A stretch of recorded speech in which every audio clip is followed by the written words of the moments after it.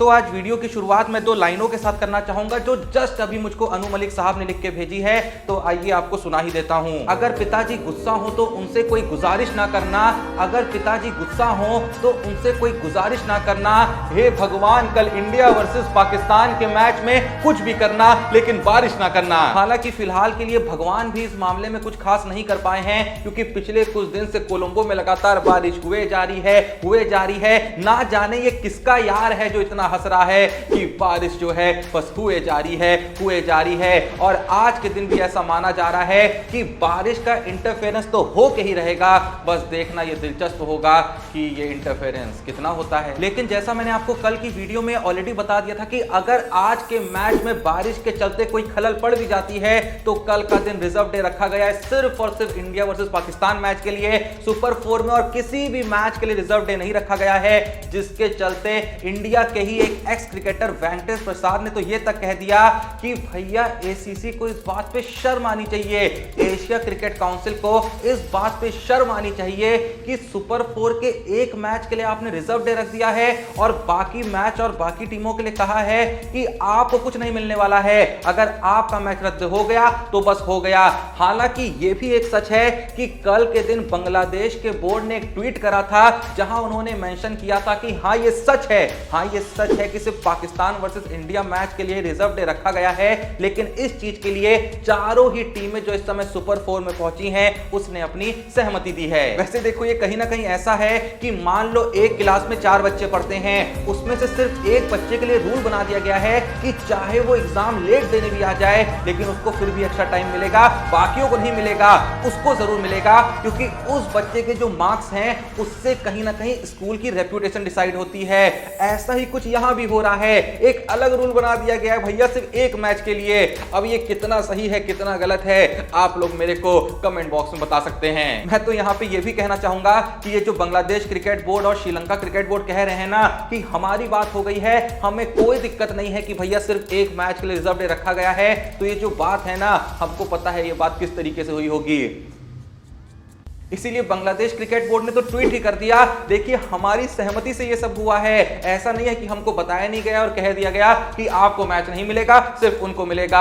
और देखो बांग्लादेश को तो क्या ही फर्क पड़ता है। अभी 2021 T20 वर्ल्ड कप में बांग्लादेश के कप्तान शाकिब अल हसन ने तो ये स्टेटमेंट दे दिया था कि हम यहाँ मैच जीतने थोड़ी आए हैं, हम तो बस यहाँ अपसेट करने आए हैं। तो जिनको भैया टूर्नामेंट जीतने से कोई मतलब नहीं है उनको क्या ही फर्क पड़ रहा है, एक खोखे में कह दिया होगा कोई दिक्कत नहीं, रख लो रिजर्व डे। खैर कल के दिन इंडिया के प्रैक्टिस सेशन से एक बहुत ही अचंभित करने वाली तस्वीर देखने को मिली कि जितने भी इंडिया के मेन बॉलर्स हैं उनको असल में बैटिंग प्रैक्टिस कराई जा रही थी, जो कि एक बहुत ही अच्छी बात है, क्योंकि हम सब जानते हैं कि इंडिया की कहीं ना कहीं ये कमी रही है कि जो इनके मेन बॉलर्स हैं वो उतनी बैटिंग नहीं कर पाते हैं जितना कि बाकी देशों के बॉलर कर पाते हैं। तो कल के दिन चाहे बुमराह हो गए, चाहे शामी हो गए, चाहे सिराज हो गए, इन्होंने अच्छा खासा वक्त बैटिंग में गुजारा है। लेकिन सुनने में आया है कि सिराज जो हैं उनको एक बार बैटिंग क्या दे दी गई, वो तो हटे ही नहीं, उन्होंने कहा बॉलिंग की प्रैक्टिस गई तेल लेने, अब तो सिर्फ भैया बैटिंग की प्रैक्टिस होगी। क्योंकि सिराज ये जानते हैं कि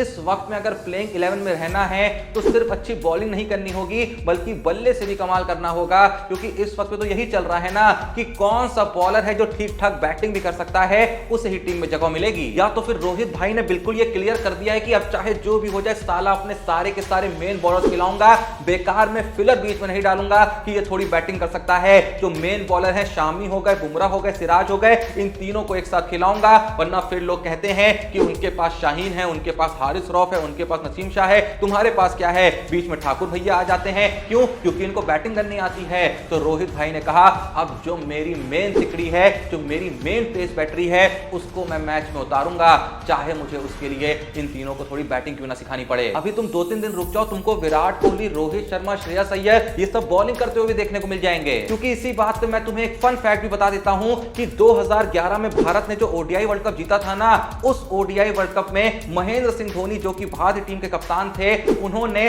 अपने 15 प्लेयरों के स्क्वाड में से 12 प्लेयरों से बॉलिंग कराई थी और लोग कहते थे कि धोनी में ऐसा खास क्या ही था। भाई ये चीज भी ना एक कला होती है। बंदे ने सुरेश रैना से ना जाने कितने मैचों में बीच बीच में बॉलिंग करा के विकेट दिलवा रखे थे। सचिन से अच्छी खासी बॉलिंग कराई थी, सिर्फ 3 लोगों ने बॉलिंग नहीं डाली थी।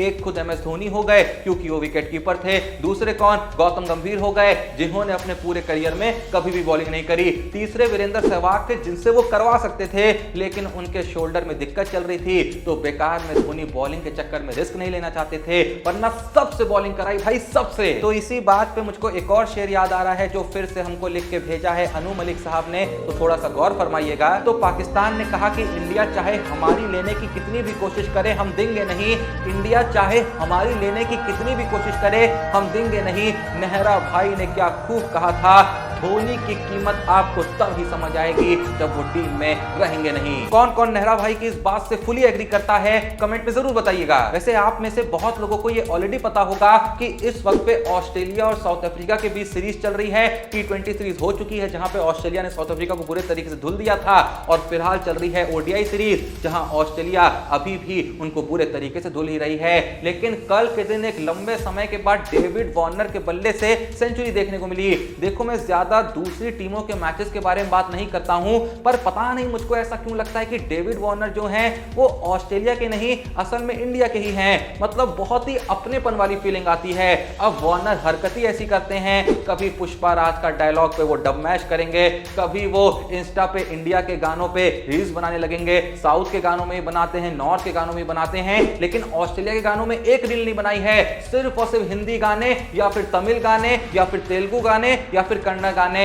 अब ऐसे इंसान को हम भारतीय नहीं समझें तो फिर आखिर क्या समझें। और सेम टाइम पे मुझको तो यह भी लगता है कि जितनी कमिटमेंट बंदे की मुझको असल में ऑस्ट्रेलिया टीम से नहीं दिखती है, उससे ज्यादा कमिटमेंट के साथ बंदा आईपीएल में खेलता है। भाई गिरने पड़ने मरने सबके लिए तैयार रहता है वो बंदा। तो जैसा मैंने कहा कि ऐसे बंदे को मैं आखिर इंडियन क्यों ना समझूं, इसीलिए जब भी वो थोड़ा अच्छा स्कोर करते हैं ना, जब तक इंडिया के खिलाफ स्कोर ना कर रहे हो तो अलग ही खुशी मिलती है। भले ही मैं उस मैच में ऑस्ट्रेलिया को हरा रहूंगा, लेकिन फिर भी जो अंदर से दिल है वो कह रहा होता है भाई इसके रन पड़ जाएं, ये खुश रहे और क्या चाहिए जिंदगी में। और थोड़ा बहुत जो मैंने अपने दिल को ये कह के रोका हुआ था कि नहीं यार डेविड वार्नर ऑस्ट्रेलिया का ही है, वो इंडियन नहीं है, पर फिर मुझे क्या देखने को मिलता है, आईपीएल 2023 में डेविड वार्नर भुवनेश्वर कुमार के जाके पैर छूते हैं, उनसे आशीर्वाद लेते हैं।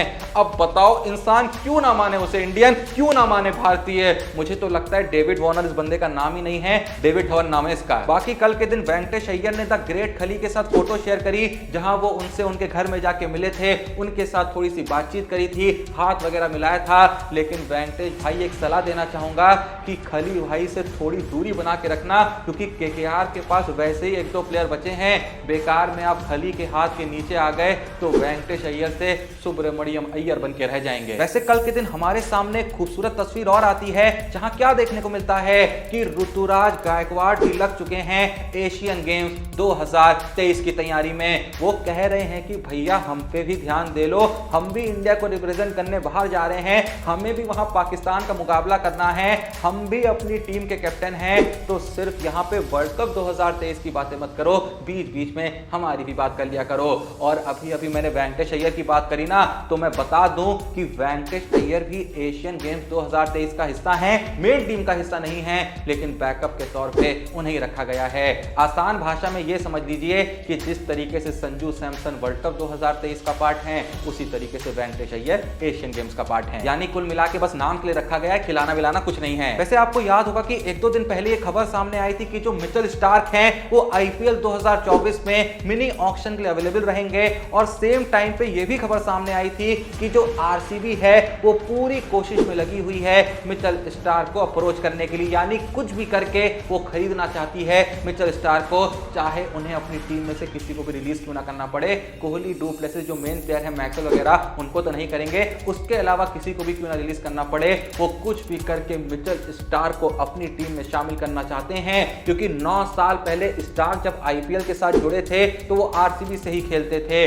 और यहीं पे ये भी खबर सामने आती है कि स्टार्क की जो उत्सुक है ना, वो आरसीबी से ही खेलने के लिए हैं। पर कल के दिन एक और अच्छी खबर आरसीबी फैंस के लिए आती है कि रजत पाटीदार जो लंबे वक्त से इंजर्ड चल रहे थे वो रिकवर हो चुके हैं, नेट्स पे उन्होंने खेलना स्टार्ट कर दिया है। और ये अच्छी खबर देखो सिर्फ और सिर्फ आरसीबी फैंस के लिए नहीं है, इंडियन फैंस के लिए भी है, क्योंकि इंजर्ड होने से पहले अगर आपको याद हो रजत पाटीदार इंडियन टीम का हिस्सा भी बन चुके थे। हालांकि मेन मैचेस में खेलने का मौका नहीं मिला था, लेकिन स्क्वाड के साथ उन्होंने जाना शुरू कर दिया था। उसके अलावा हर जगह डोमेस्टिक क्रिकेट में भी अच्छे खासे रन मार रहे थे। तो कुल मिला के रजत पाटीदार और मिचेल स्टार्क ये घोषणा करना चाह रहे हैं कि कुछ भी हो जाए इस बार तो आईपीएल हम जिता के रहेंगे आरसीबी को।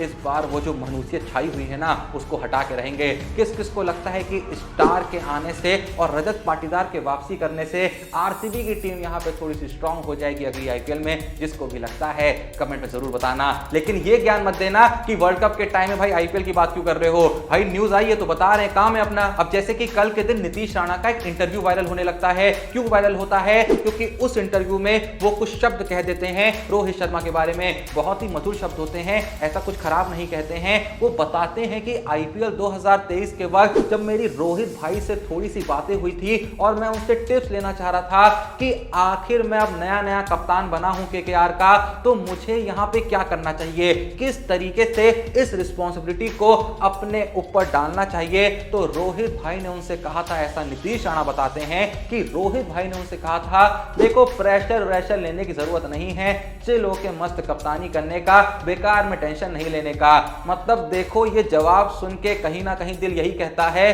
कि रोहित भाई ने यही जवाब दिया होगा, क्योंकि वो इसी तरीके की पर्सनैलिटी हैं। लेकिन नीतीश भाई से मैं ये कहना चाहूंगा, देखो रोहित भाई की जो राय है ना वो उन पे ही लागू होती है। वो तो उस राय के साथ चला लेते हैं, लेकिन आप उस राय के साथ अपनी कप्तानी मत करना, क्योंकि रोहित भाई का क्या है, वो तो बैटिंग भी करते हैं, ऐसे स्वीप पे बैठेंगे, स्वीप में फ्लिक मार के छक्का मार देते हैं, आप थोड़ी मार पाएंगे। तो आप प्रेशर लेना, रोहित भाई तो चिल रहते हैं, उनको कोई दिक्कत की बात नहीं है। तो बेकार में पूरे तरीके से उनकी राय को अपनी जिंदगी मत उतार लेना, वरना सिर्फ आप चिल ही करते रह जाओगे, जीतना बीतना तो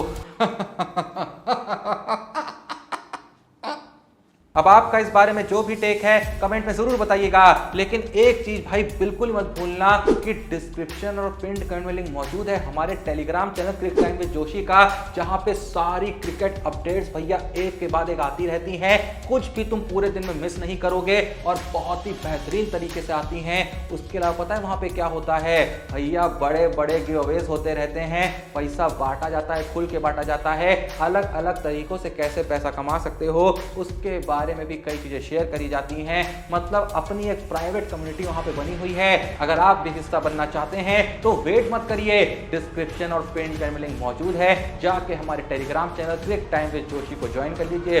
उसके बाद तो भैया तुम खुद ही नहीं छोड़ पाओगे, इतना ज्यादा हम वहां पे आपको एंगेज करेंगे कि आप खुद ही कहेंगे भैया हम क्यों आए यहाँ, अब तो यहाँ से जाने का मन ही नहीं कर रहा है। तो एक बार जाके ज्वाइन कर लीजिए, वीडियो पसंद आई लाइक कर लीजिए, चैनल को सब्सक्राइब नहीं करा है सब्सक्राइब कर लीजिए। बाकी मिलते हैं नेक्स्ट वीडियो में, तब तक के लिए जय हिंद, धन्यवाद।